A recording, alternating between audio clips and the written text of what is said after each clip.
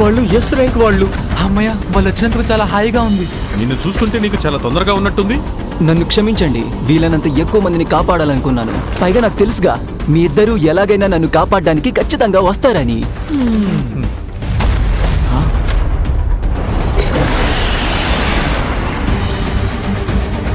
దీన్ని చూస్తుంటే ఇది బాస్ అయి ఉంటుందని నాకు అనిపించడం లేదు. నాకెందుకో ఇది ఆ గుప్పుకు లీడర్ అయి ఉంటుందేమో అనిపిస్తోంది. బియోంగు, గాయపడిన వాళ్ళని చూసుకో. దాని గురించి మీరు కంగారు పడకండి, నేను చూసుకుంటాను. నీ సంగతి ఏంటి, సిద్ధమేనా?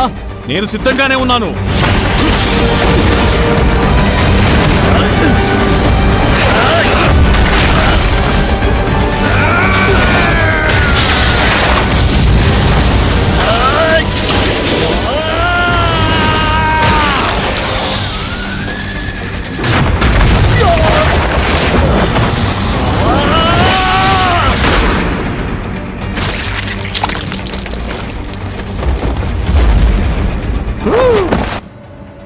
నా దగ్గరున్న ఈ కత్తికి గొప్ప అద్భుత శక్తులేవీ లేవు, కానీ నా దగ్గరున్న డబ్బుతో ఇది మాత్రమే కొనగలిగాను.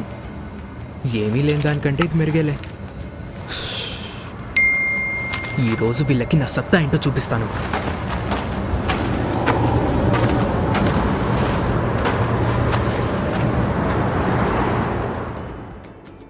ఇంతకీ మీటింగ్ ఎలా జరిగింది చైర్మన్ గో?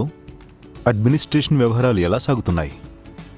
ఏముంది, మామూలుగా ఎప్పుడు మాట్లాడుకునేవేగా. డంజన్ బ్రేక్స్ అనేవేగా మన సమస్యలు. కానీ ఆ డంజన్స్ లోపల నుండి కలెక్ట్ చేసుకోగలిగే రిసోర్సెస్ని వాళ్ళు కోరుకుంటున్నారు.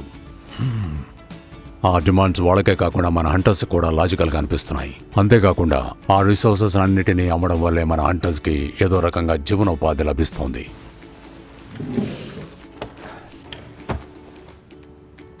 ఈ స్టోన్స్ని ఓడిపోయిన బీస్ట్ల నుండి సేకరిస్తున్నాం.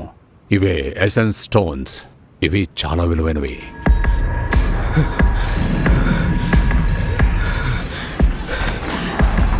నేను సాధించాను. చివరికి నాకు ఒకటి దొరికింది.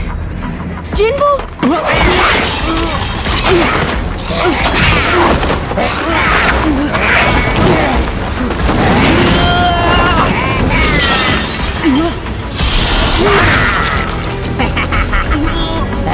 జిన్బో!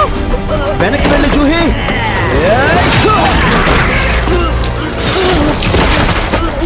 నేను తర్వాత మ్యాజిక్ బీస్ట్ దగ్గరికి వెళ్తున్నాను. జూహీ, సన్ని జాగ్రత్తగా చూసుకో. సరే, అలాగే. నీకేం కాదు, నేనున్నాను. నేను నిన్ను వెంటనే హీల్ చేస్తాను.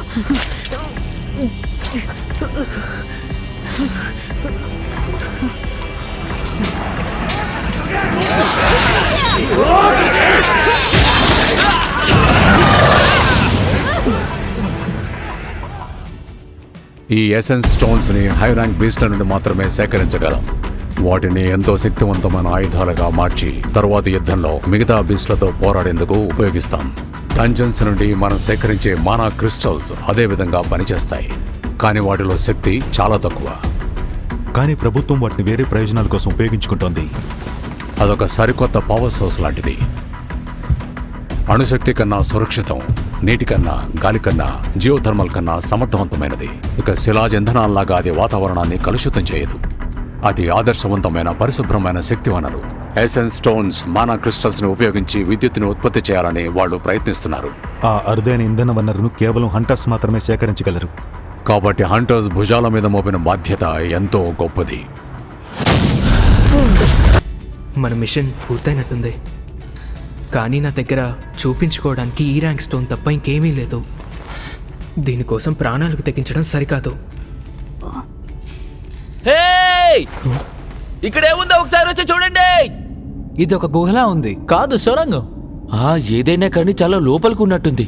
ఇది డబుల్ డంజన్ అనుకుంటాను. దీని గురించి ఎన్నో పుకార్లు చేసి తీరాలి.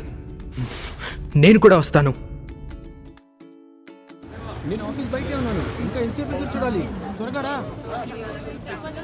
ఒకసారి నువ్వు ఆ బ్లాక్ క్రిస్టల్ ని నీ చేత్తో టచ్ చేస్తావా ప్లీజ్?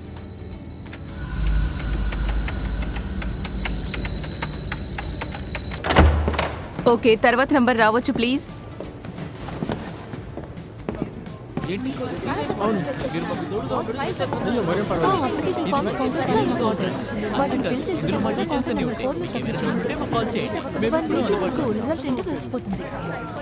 అవును సార్, ఒక బి ర్యాంక్, ఇద్దరు సి ర్యాంక్ హంటర్స్ మనతో రావడానికి ఒప్పుకుంటూ సంతోషంగా సంతకం పెట్టేశారు. ఇప్పటిదాకా అన్ని స్మూత్గా జరిగిపోతున్నాయి సార్.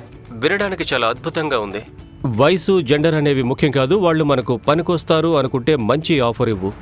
ఎలాగో మనం హేయిన్తో కంపేర్ చేసే విధంగా ఎవరినైనా కనిపెట్టాలని అనుకోవడం లేదు కదా.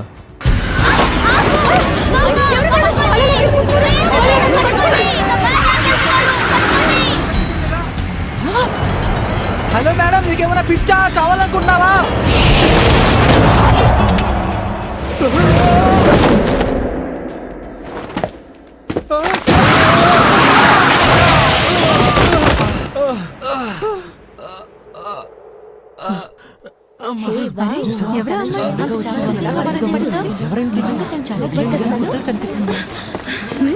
ఎక్స్క్యూజ్ మీ, ఇది పర్స్ నాది. Thank you so much, thank you so much. చాలా ఆనందపడేశారు. ఎక్స్క్యూజ్ మీ, నేను వెళ్ళాలి.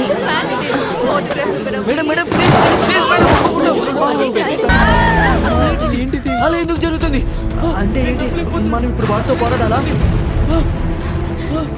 ఇందాక చనిపోయిన వ్యక్తి డి ర్యాంక్కి చెందినవాడా?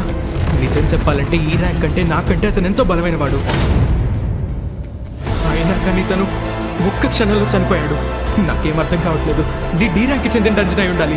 ఇక్కడ ఇలాంటి మ్యాజిక్ బీస్లు ఉండకూడదు కదా. ఈ విగ్రహాలు కదులుతున్నాయంటే దాని అర్థం ఏంటి? మేమందరం చావబోతున్నాం.